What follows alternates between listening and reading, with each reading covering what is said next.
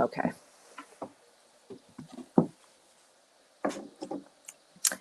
We were still chatting in the other room.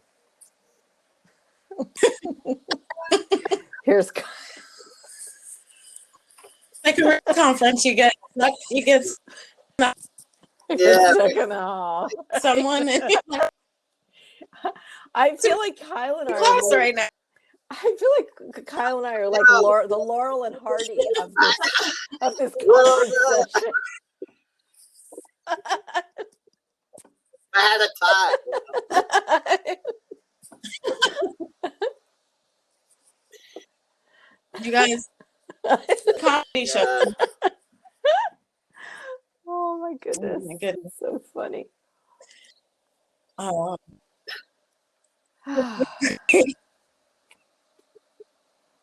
Lindsay.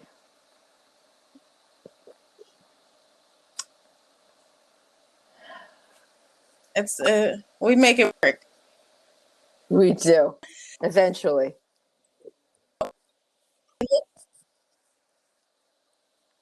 About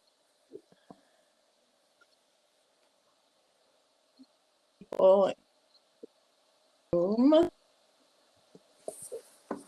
Great. Hi, everyone. It's like I know.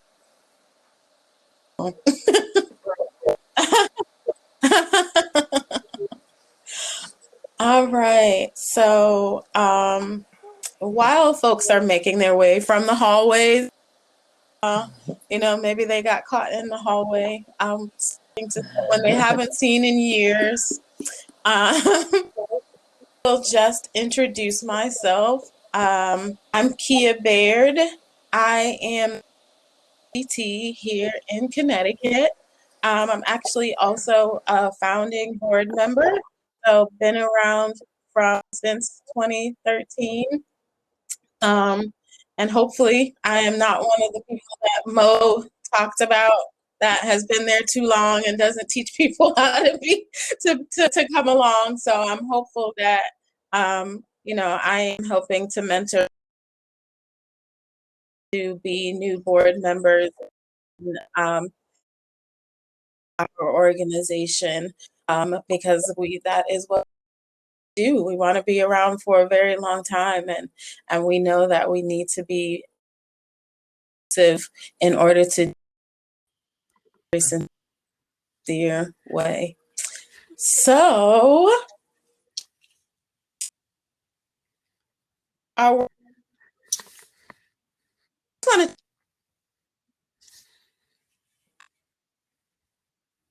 I'm chopped. Yeah. Yes. Okay. Yes.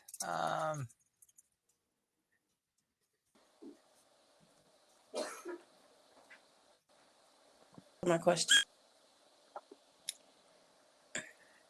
You can't hear me? Yes, you can. Thumbs up. This is better now. It was very, very choppy though. So I make sure.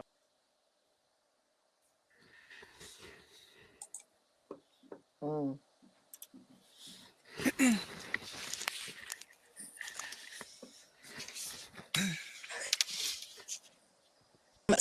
Our workshops today really is an opportunity to kind of piggyback on what our keynote was, talk about diversity and why it's so important. And it's not just about diversity, including people of color, but it's all of the ways.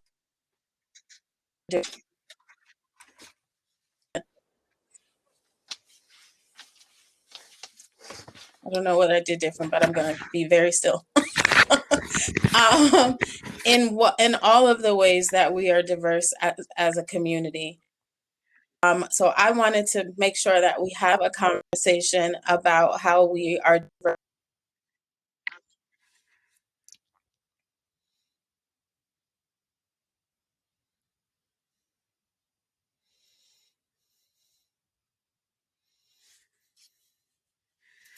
Oh.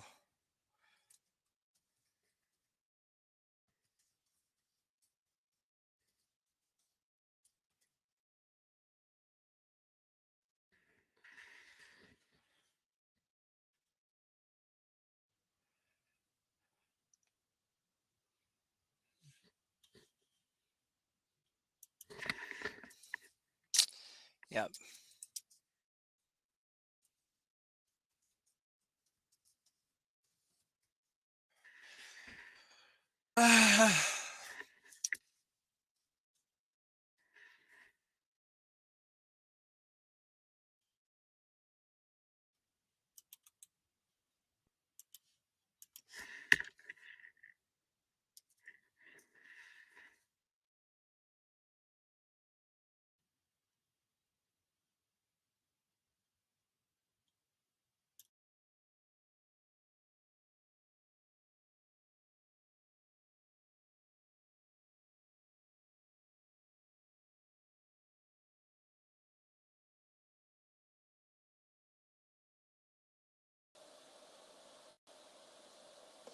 Kia, would you like for me to introduce myself while you're working on the tech challenges?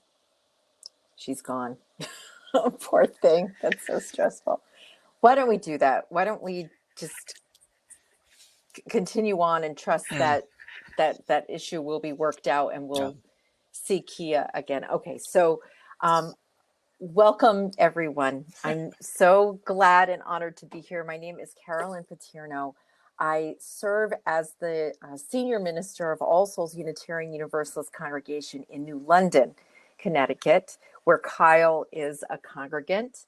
And Kia invited us both to speak a little bit about our experience, myself as an out lesbian pastor in southeastern Connecticut, the first out queer pastor in the region, but certainly not the only queer pastor, but the out pastor, and Kyle will tell his own story in that context as well, in the context of being part of a faith community. Kia, how's it going? Better, right? Yes. Okay. This is Yes. this is a good old iPhone, so let's go with that. Okay. So what I was trying to say was, Pastor, please go ahead and introduce yourself. That's so funny. So what part of what we wanted to share is that there are faith communities out there that are called by different names: welcoming and affirming. It's called welcoming in the tradition in which I stand, and the congregation goes through a particular process by which they learn how to be responsible allies for those who are straight, learn how to be appropriately welcoming, all the microaggressions that inevitably folks are going to run into. And then at the end of that, the congregation is named as a welcoming congregation. I came to All Souls in 2001, and in the spring of 2002, they had completed that process by which they were named and understood and recognized as a welcoming congregation. There is a brush up second cycle of being a welcoming congregation that I am going to encourage the congregation to go through, because we learned so much, right? There's so many things that we learn. There are things that evolve, new understandings of sexuality, gender. And so hopefully the congregation will enter into that process when we are able to be back together again. So I'm honored to be here and to share some of my experience and ideas, but as importantly, to hear your own concerns and enthusiasms, discomforts, however you'd like to use this time. So, Kyle, I think I'm passing the baton to you now, right, Kia? Actually, no, let me start here.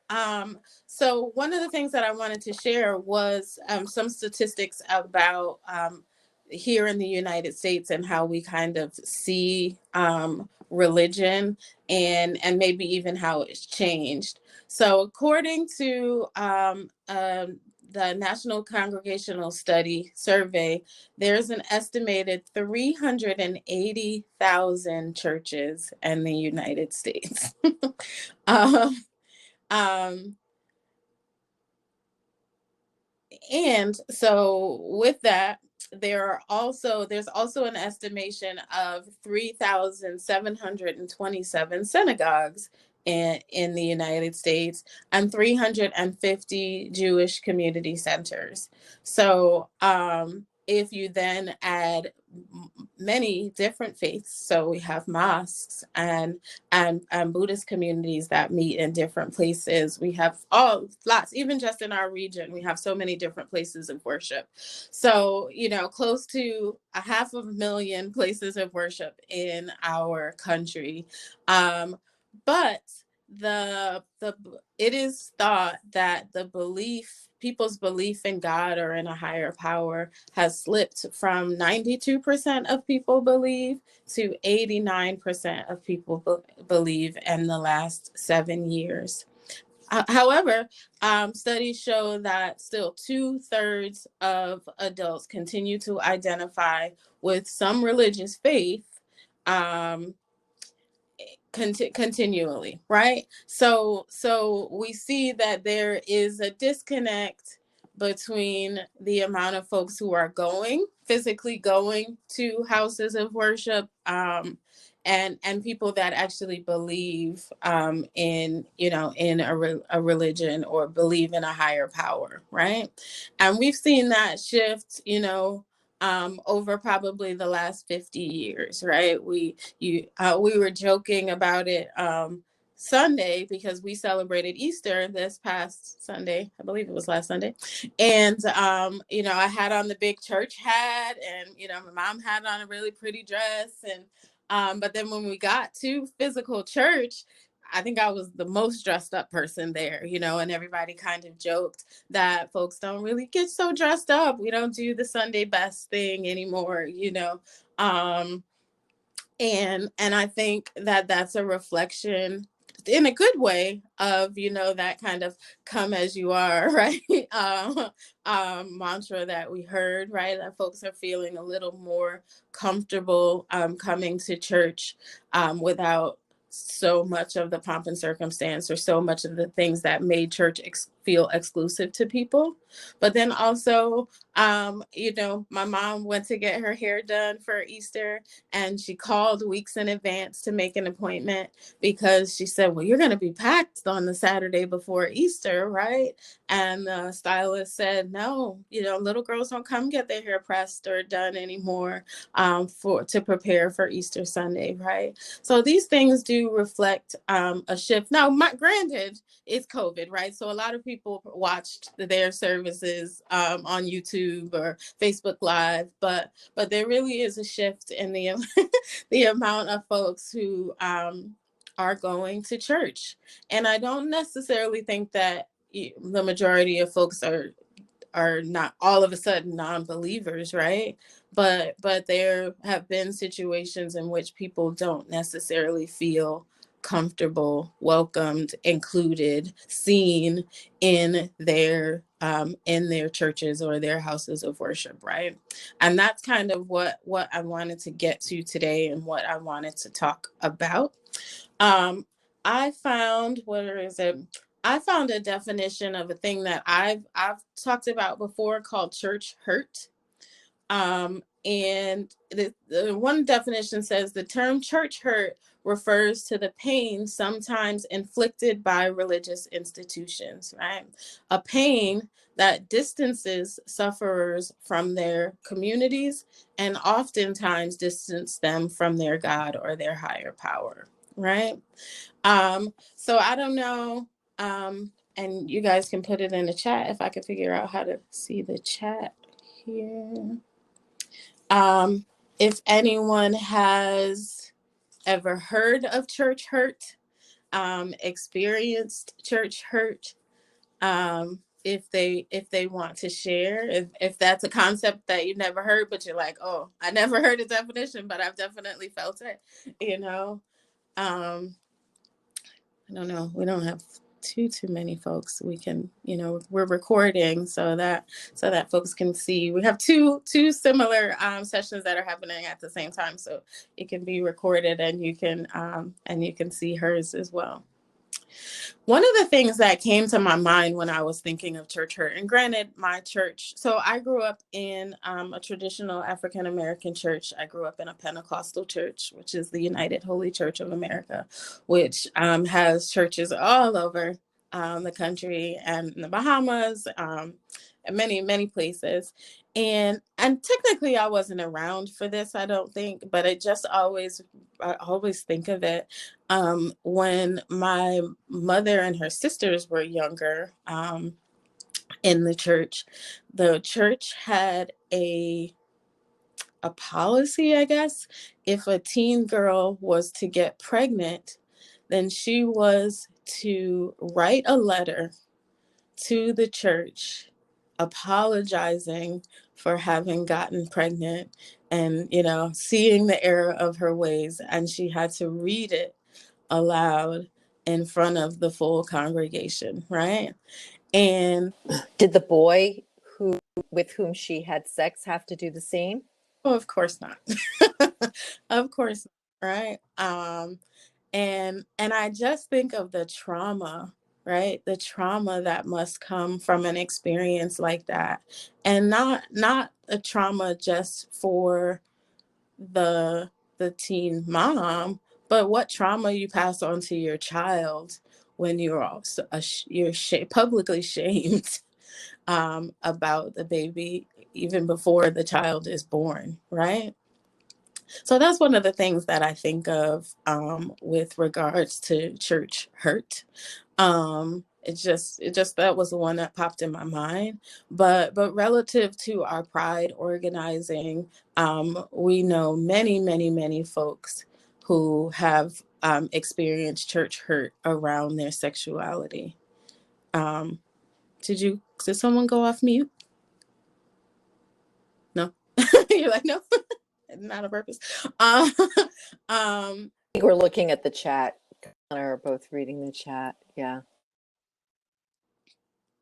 um,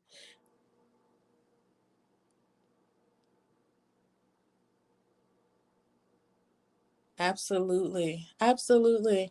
And we have I can remember, and Kyle's from the South, so he might know some of these kind of ministers, but that kind of like um we love what do they say? Love the sinner, hate the sin, that kind of that thing, right? you know, The sinner. oh, is that what I said? Hmm. Hmm.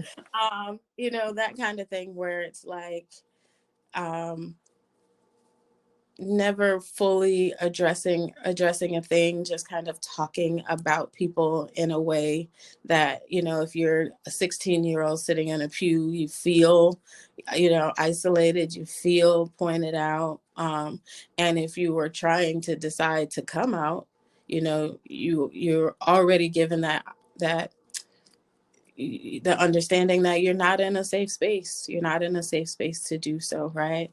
And I always find it just so funny because it seems to be so hypocritical, because some of the most beautiful worshipers that I know, the most beautiful church musicians, the most talented people, choir directors and soloists and all of that, are the gayest people that that I know, right? And it's always so funny.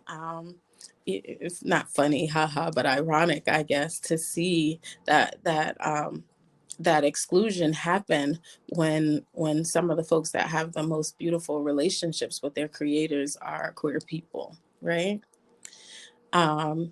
So I think now would be a good time to bring in to bring in Kyle, because I did want to talk about church hurt, but I really, really want us to focus on why the opposite is so important, right? Why it is so important to find a space that is safe for you, and how that impacts your life and how you show up in the rest of the world when you are supported in your place of worship. So, Kyle, would you like to introduce yourself?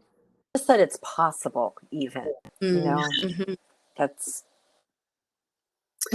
Hi, everybody. My name's Kyle Murray, and I'm newly serving on the outCT board. I'm very excited about that, and very glad to be with all of you today. and very proud to be sharing space with my senior minister, Reverend Carolyn Paterno. And just a little background, I grew up in the South, as Kia said. I grew up Southern Baptist. And so grace was there for every sin except being gay. And I am a trans man. And so even admitting that you were gay in a congregation was not acceptable. So it's that process and that journey took a long time to evolve for me. So I became a member of All Souls Unitarian Universalist Congregation here in New London in 2014, I believe. And at that time, I was going through a process where I was losing a lot of weight, and it was intentional. I was very heavy at the time. And so there were pieces of me trying to put together identifying as transgender, but it didn't all come together until I lost all of that weight. And I was truly in the body that I felt comfortable with. And so All Souls is a place where they don't just talk about welcoming, they live it. And so people can dress the way they want to. They can, feel comfortable in that space, dressing how they want to and being who they want to be. And so initially I began socially transitioning, wearing ties and jackets, and nobody approached me and said, "What are you doing?" or "What's going on with you?" There were people weren't up, all in my face, like, "So why are you doing this?" There was none of that, So, I began to cut my hair short and but I wasn't seeing a gender therapist. I hadn't really talked to Carolyn, our associate minister, Caitlin. And so it came to a point where, I realized that,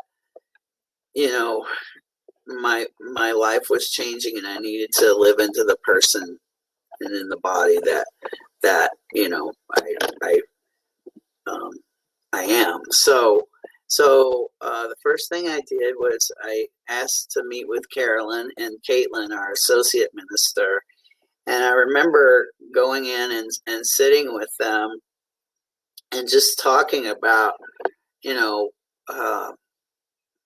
what was going on with me, and that, I couldn't deny who I was any longer. And that, I had decided that I wanted to transition. And I remember them just sitting in space with me and not asking me a whole bunch of questions, but just listening and affirming and, asking if I needed help in getting a gender therapist. And it was interesting because I had just made an appointment with a gender therapist. So then I was teaching Sunday school at the time, and I was teaching first and second graders. So, I had decided that, I was going to adopt my new name, and even before I made it legal.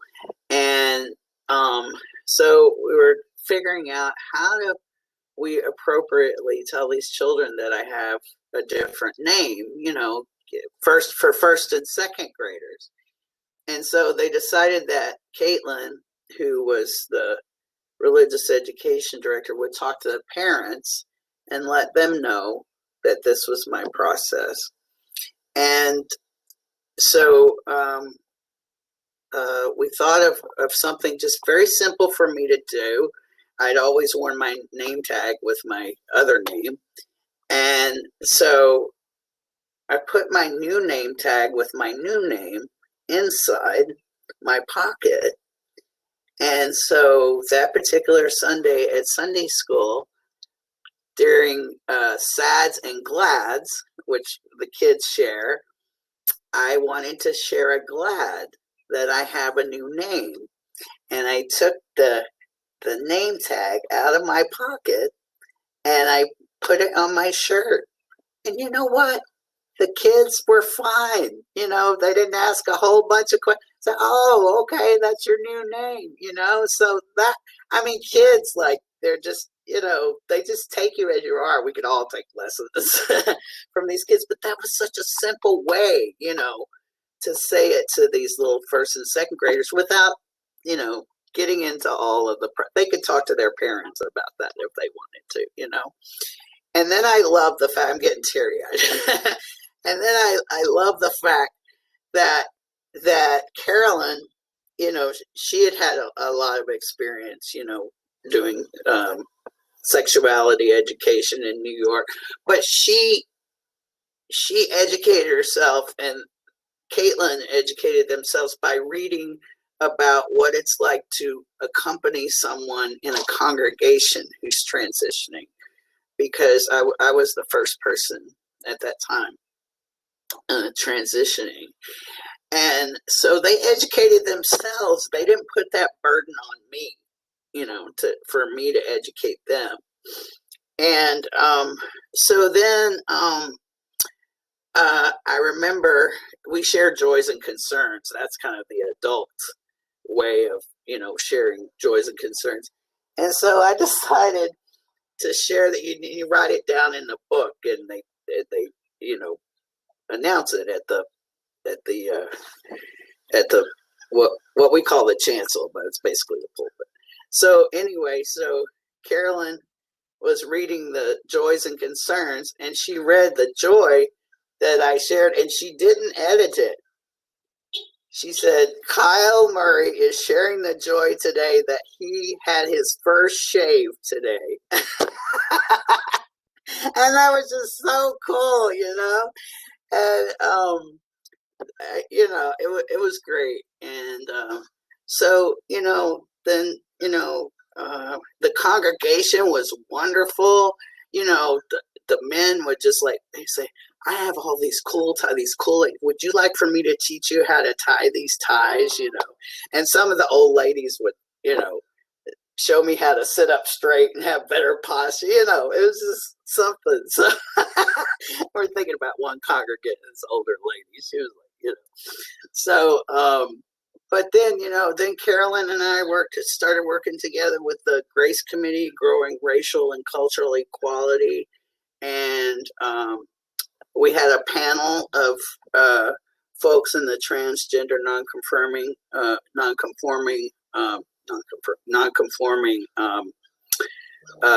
community that came and spoke. We had a gender therapist who came and spoke, you know, that brought their husband. And so, you know, the congregation got to know more and more themselves. And then when Trump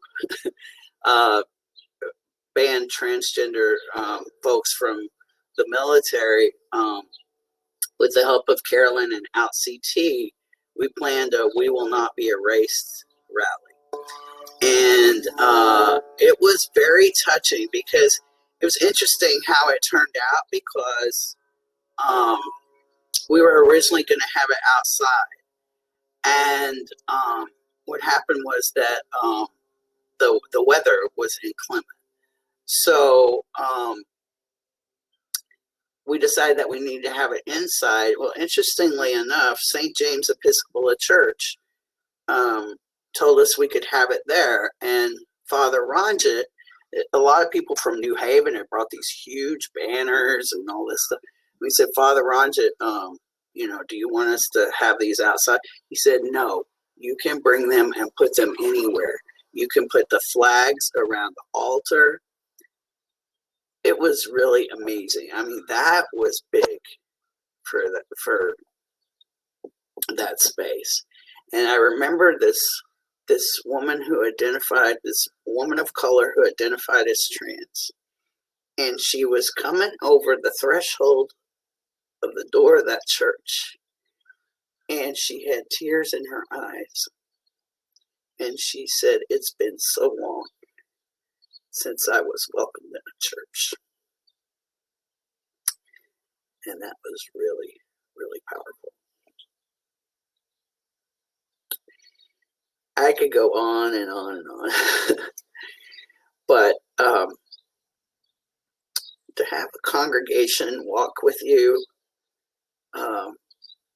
whatever your journey is so important. And I just hold each one of you in my heart, and whatever your journey is, whatever your spiritual journey is, whatever your experience has been in the past, whatever it is now, and whatever it can be in the future, I just hold you in my heart. And thanks for letting me share my journey. Thank you for sharing. Wonderful. Pastor Carolyn, would you like to share from your perspective the same journey?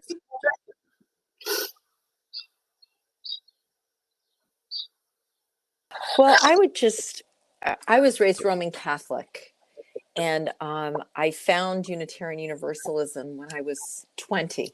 I was in college when I found Unitarian Universalism, and I just found that I didn't realize how much I had missed being part of a congregation, and then when I found this tradition that embraced all of me as a woman, and then eventually I wasn't out yet.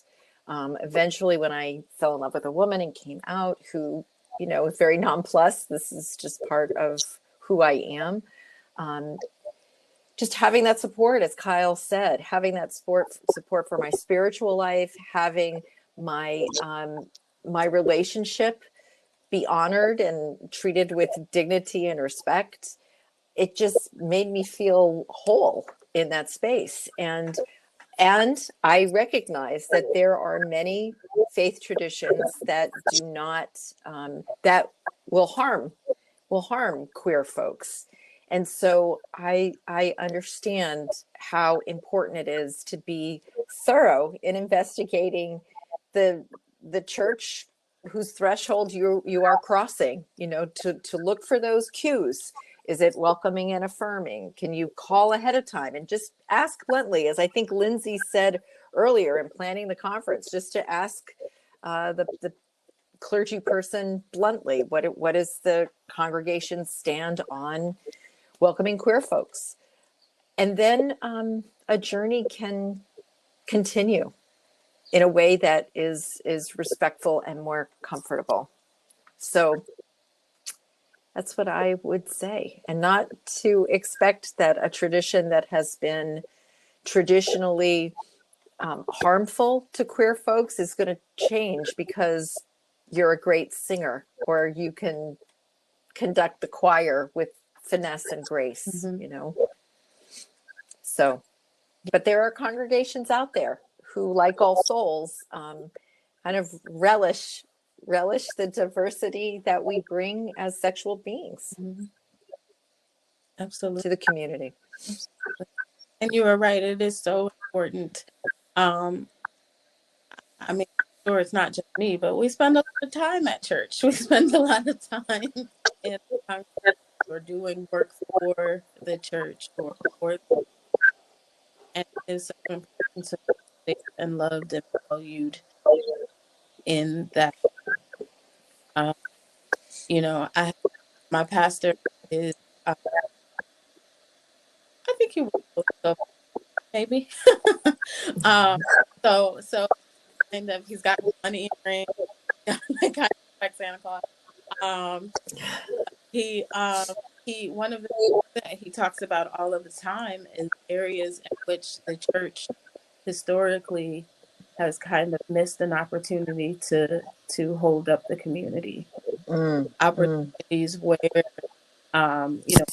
things happen in history where the church made a stand, right? The church could have been of abolition of slavery, right? Those kinds of times in history when the church really was kind of like, oh, we don't want to get into this. We don't want to get or that kind of Or completely complicit. I mean, in the right. case of slavery, absolutely complicit. Right. And I think that there's enough to do what God is mandate, right? To bring people in to love, right? As this the greatest command that we have, right? Is Mm. to love each other, be a place where folks feel safe and honor. And they can I contribute, just, right? I People want to be clear. I want to be clear too, though. The story, Kyle's story about his connection to All Souls Mhm. is a lovely story. We both teared up as Kyle was describing. And just to be clear, there were plenty of times along the way that we totally screwed up. I mean, we this wasn't a walk in the park, But I think to Kyle's, um,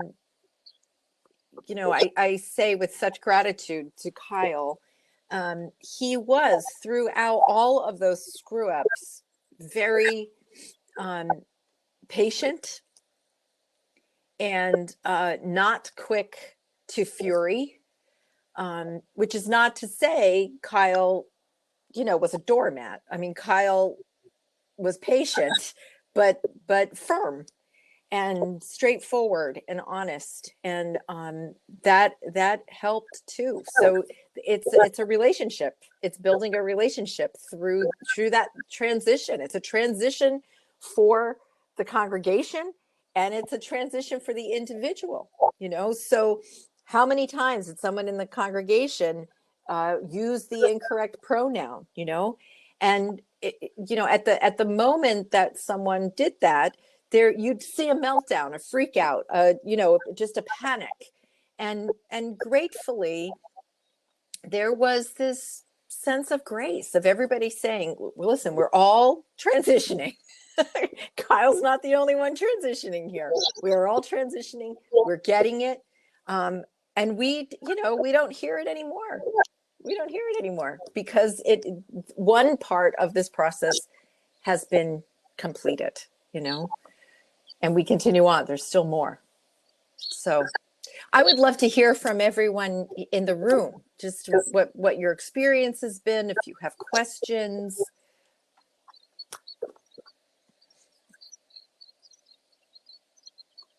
I can share a little bit of mine if you'd like.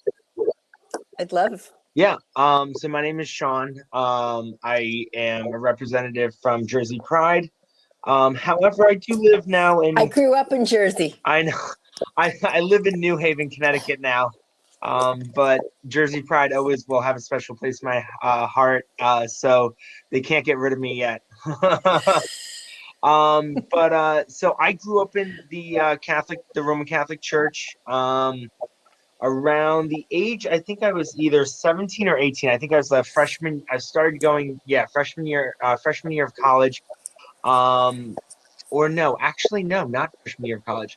Senior year of high school. Yeah, senior year of high school.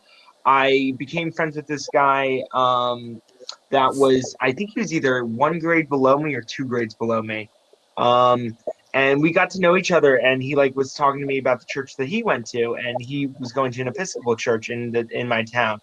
But he became friends with a lot of people in the CYO program that I was also part of with the church.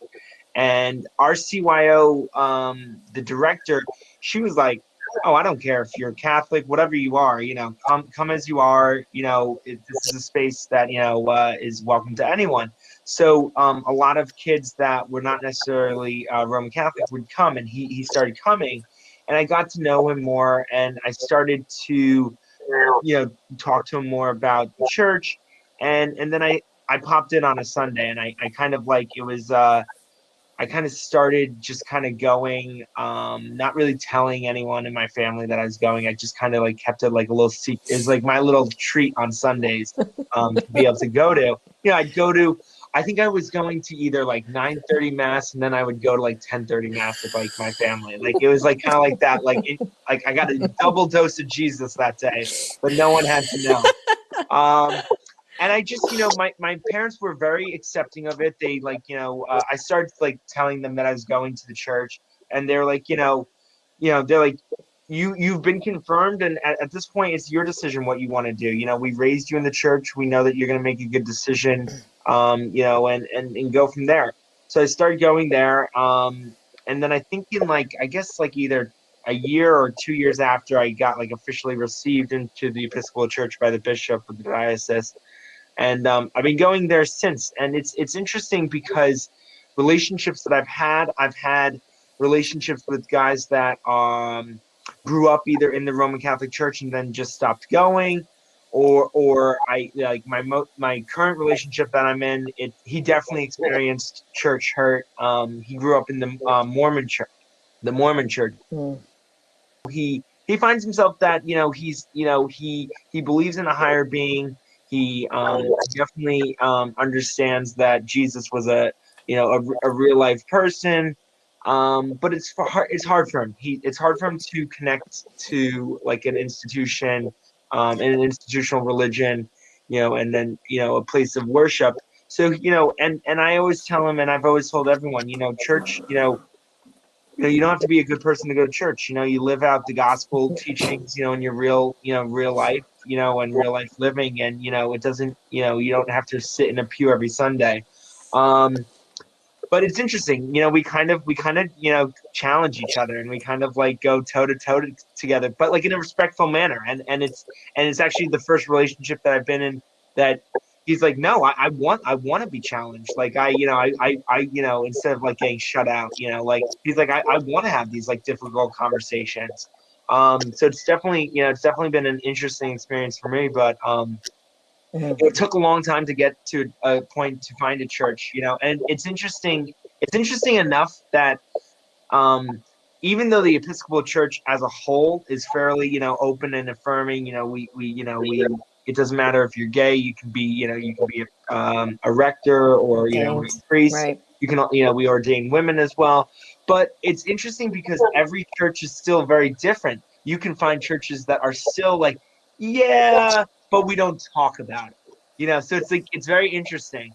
It's it's definitely high and low church, and it's kind of interesting. And you kind of have to, when you move into a new area, you kind of have to, you have to make those phone calls, and you have to kind of dig in and read on the website, because you can tell whether or not it's oh yes we do, but we don't talk about it, or oh no, absolutely, we have a rainbow flag out for in June, and some churches have them all the time. So it's interesting. It's so it's kind of and you have to kind of have that coming out experience every time you go to a new place of worship, which is which has always been an interesting an interesting experience. Yeah. Yeah. But yeah, that's kind of my story. Thanks for sharing that, Yeah, of Sean. course. That's interesting.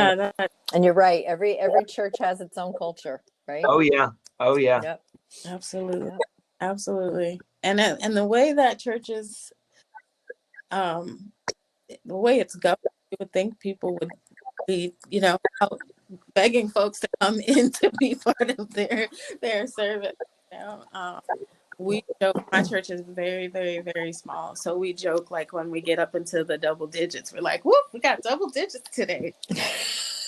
I always tell people it's like a restaurant. You know what? We can't afford to discriminate anyone. It's COVID, honey. It's COVID. Let's accept everyone. I don't care where the money's coming from at this point. I don't care if you're gay, trans, whatever. We need the money, and we need the warm bodies in the pews. Exactly. You're literally preaching to the choir when this is that small, right? Absolutely. Thank you so much. One of the things that I loved about your relationship, your relationship with your partner, because it that again, I think it's so important to be able to have a place of worship you can go. Those conversations are so great, and they're so important to have someone to talk to about your beliefs. It's just and it allows us to grow, right? And it allows us to heal. So one of the things that I found Dr. Allison Cook, 4 steps to healing church, right? And the first step is to define church hurt as abuse, right? It is sometimes we kind of shrug it off like, oh, well, they're just old, right? They just don't know, or it's just rural or whatever. But but it's abuse. And when we define it that way, it causes us to take it serious for ourselves, right? And to do the work from it. The second step is, and probably been the first step, but separate the church hurt from God's character or from your creator's character, right? So the times with church is that, or the worship people in, right? So it's people who do the hurting. Creative not gonna hurt in that way. It's people. Yeah. So making sure that we make that distinction, make that separation between the hurt that we have received and the fact that our creator loves us. Recover your power, be able to stand for yourself, whether that means calling what happened, or whether that's moving and going somewhere else, or finding a place that is for you. So recovering your power. And fourth, reclaim your spiritual practices. So if your spiritual practices are having those conversations with your friends or family, if it is medicine, if it is prayer or chant, um, reclaiming those things, right? This is your worship with your creator is not about the edifice, the building that where you were, right? Your practices with your creator, with your higher power, they're yours. You can pick them up, take them with you to another place of worship where you are, right? So, so those are the kind of 4 steps of healing from church hurt. And again, I think the one that stands out the most for me, and I'll ask you guys the same question, is that separating the hurt from God's character, or from Creator's character, right? Again, and it's like any kind of trauma. We start to, if you fell off your bike and you skinned your knee on a certain block, right? You remember that block by your grandma's house where you hurt your knee all the time, right? We tend to associate our pain with the place where the thing happens, right? Or make those associations. But separating that church hurt from your creator, because it's not your creator's character to hurt you in that way. I think that's Yeah. important, Kia. I was just thinking about the fact that there was a long time that I wouldn't listen to old hymns that I had sung in church when I was a kid, even though I love them, but they were connected to that church hurt. And I've reclaimed some of those old hymns that I really enjoyed, and so I can listen to those and separate, the church hurt, the hymns that I love that were associated with the church I was in, that where I received the hurt or the abuse. But now I can reclaim some of those songs that I used to really enjoy. Yes, same here. Yeah, there are a lot of like Catholic hymns that I love that I'm like, no, you know what? They belong to everyone.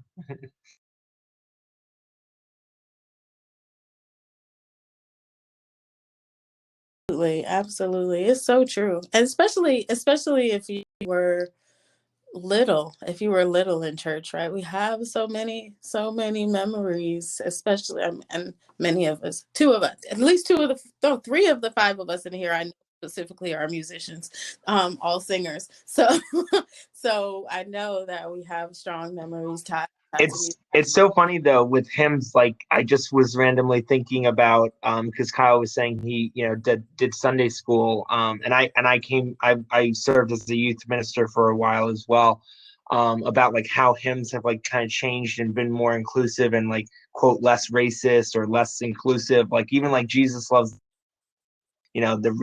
like we had a parishioner that said, I feel uncomfortable when it says like red and yellow, black and white, all are, was it red and yellow, black and white, all are precious in his sight, right? Or yeah, Yeah, no, I think like that. Every Yeah, child, every something. Yeah, so now I think we like changed it, and it's like something something all are covered by his grace, or so I don't know. We like they redid it, so it was so funny. And I remember like we had a couple parishioners, like it took them a while. Like I would hear them say like the other lyrics as like the other lyrics of the hymn, and I'm like no, Phyllis, it's not that anymore. This is 2020. Good for you. So it was just, I was just like, and you would see couples. It was so funny. You would see couples, like one of them would like be able to do it, and then the other one's like, no, I prefer it the other way. I'm like, no, you can't. We can't do it that way. Growth. Someone, I don't know if if they're still in here, but I guess for the sake of the video, someone asked about the responsibility of pride organizations with this, or connecting with local churches and how to do that. I did put in the chat outCT, on our website. We developed a list of open and affirming places of worship in our area, just so folks, we hope for our website to kind of be, hey, I'm new in town and where do I ask my questions? We want it to be like the Google for queer folks that move into Connecticut, right? So we do have resources on our website, but one of the things, and I'm glad that I have you all here, that we do is that we incorporate it into our Pride Festival. So our Pride Festival is like a week of different Pride events. And for many years, we've had an interfaith service. And it's been an opportunity for us to just bring all of the communities together. It happens to wrap up our Pride Week, which I think is beautiful, right? So you go, you dance, you do all of the things, and then you end your week in community and in worship. And it's an I don't want to say easy because lots of people put lots of work into it, but it is a way to bring people together, without, like Kyle said, people asking you a lot of questions about a lot of things. But I also think the outreach that outCT does for Pride Week to faith communities to table at the beach. There have been every year at least 4 congregations, one of the synagogues, All Souls Unitarian Universalist, and 2 Christian churches have been there. But that outreach is really important. And that, I think that has gone a long way. And I know when I have been staffing our table, the number of people who approach and want to hear about the congregation and hear about Unitarian Universalism, and is this someplace where I can feel safe? And for New London's Pride, people come from all over. I mean, it is very definitely a regional Pride celebration. So I appreciate that outCT, as I said, does that outreach to get faith communities at the boardwalk, tabling for that event. So it's really great. Thank you so much. And I think it just is, as far as Pride organizers go, it shouldn't be a scary thing, right? It shouldn't be scary. It should be just that, like, if you are reaching out to different businesses, different organizations, community groups to be part of the work that you're doing, the same should be for places of worship. And I think even if you know in the back of your mind that you are pushing this clergy person in the community, I think there's something to be said for that. Kyle and I have begun our conversation about the interfaith service in August. Kyle had some ideas after conversation with other outCT leaders of folks that you would like to see at that service. And I extended the invitation, and those conversations are interesting and complex. It pushes the envelope because I know that these friends of mine, these colleagues, I know that they love me, And I know it's really uncomfortable for them to say that they are uncomfortable participating in a pride service. And I relish their discomfort because I think it forces the conversation. It's like, I had a colleague in town once write a letter to the editor equating queer folks to Satan. And I had a very, very cordial, loving relationship with this man, now of blessed memory. And I approached him at our next clergy meeting, and I had one goal in this very intense conversation, and that was to get him to agree not to write any more letters to the editor. That was my only goal.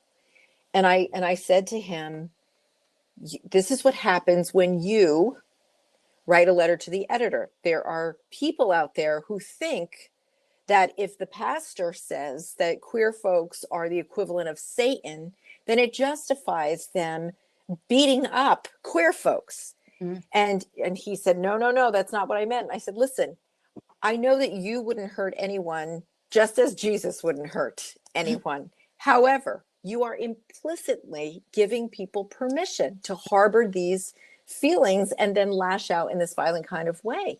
I said, this is what you're doing to me and my community. And he said, oh, no, I'm not talking about you, Sister Carolyn. And I said, yes, you are.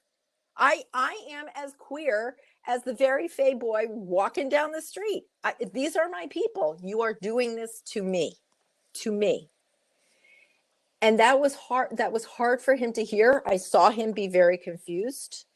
But at the next community-wide service that we held together, he got up in front of the congregation, and I held my breath because I knew he was going to go off on the drug dealers and the pimps and he had this list of people. And I was just like looking at him, willing him not to say, I didn't want him to say anything about any of those people, right? We are all God's children, but here he is, the litany. He finishes, this is a great story. He finishes, and I kind of let out a sigh of relief, and he looks down at me and goes, like, see, I didn't say it.